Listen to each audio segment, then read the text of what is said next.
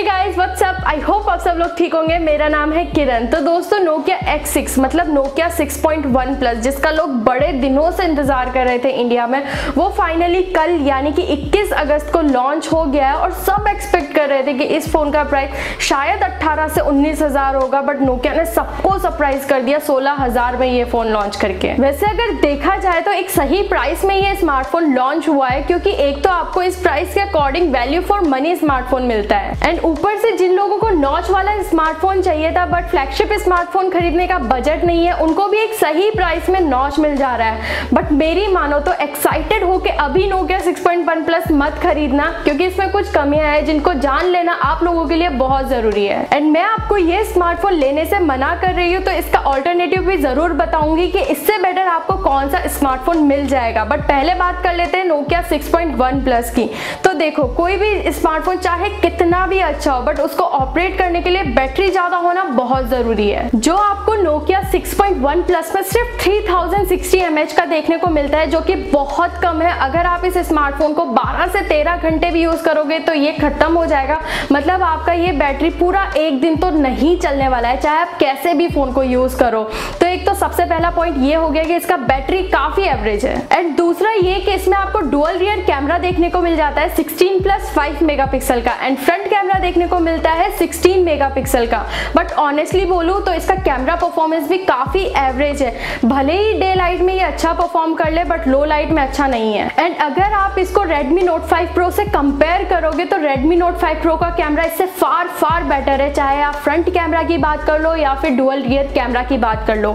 And ऊपर से Nokia 6.1 plus का स्टेबलाइजेशन भी कुछ खास नहीं है। एंड थर्ड पॉइंट इसके डिजाइन को लेके, ये स्मार्टफोन काफी अट्रैक्टिव दिखता है, जिसको देख के किसी का भी मन करेगा कि इस स्मार्टफोन को खरीद लो। बट इसका बैक पैनल आप लोगों को ग्लास का मिलता है, जिसको आपको हमेशा कवर करके रखना पड़ेगा। अगर नहीं कवर करोगे तो एक बार भी अगर ये स्मार्टफोन गिरा तो टूट सकता है। एंड इसका फिंगरप्रिंट स्कैनर भी इतना फास्ट नहीं है जितना इस रेंज के स्मार्टफोन्स में हमें देखने को मिलता है। तो अगर आप लोग Nokia 6.1 प्लस लेने का सोच रहे हो तो इन सारे पॉइंट्स को एक बार जरूर कंसिडर करिएगा। ऑनेस्टली बोलो तो अगर आपको फोन के डिजाइन से, फोन के लुक से या फिर नॉच से फर्क नहीं पड़ता है तो Redmi Note 5 Pro आपके लिए एक बेटर डील है।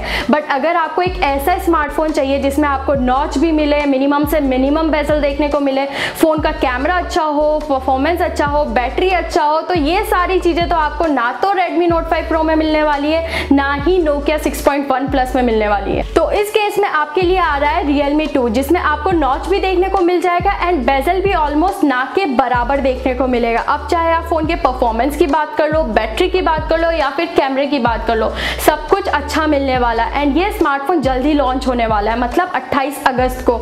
तो आप लोग एक बार 28 अगस्त तक वेट कर लीजिए। फिर आप लोगों को अगर लगे Nokia 6.1 प्लस लेना चाहिए, देन आपकी मर्जी। बट मैं इतना जरूर कह सकती हूँ कि Realme 2 आप लोगों को 13 से 14 हजार के बीच में मिल जाएगा, जो कि Nokia 6.1 plus and Redmi Note 5 Pro दोनों से सस्ता है। एंड ये वो सारा चीज कवर कर लेगा जो आप लोगों को Nokia 6.1 प्लस या फिर Redmi Note 5 Pro में देखने को नहीं मिलती है। तो मेरा सजेशन बस इतना है कि एक बार Realme 2 का वेट कर लो। बाकी Realme 2 लॉन्च होने के बाद एक कंपैरिजन वीडियो जरूर आएगा, जहां पे मैं कंपेयर करूंगी Nokia 6.1 प्लस एंड Realme 2 को। तो फिर सब क्लियर हो जाएगा कि कौन सा फोन ज्यादा बेटर है। तो आप लोग मुझे कमेंट करके जरूर बताइएगा कि Nokia 6.1 प्लस ले लेना चाहिए या फिर Realme 2 का वेट करना चाहिए।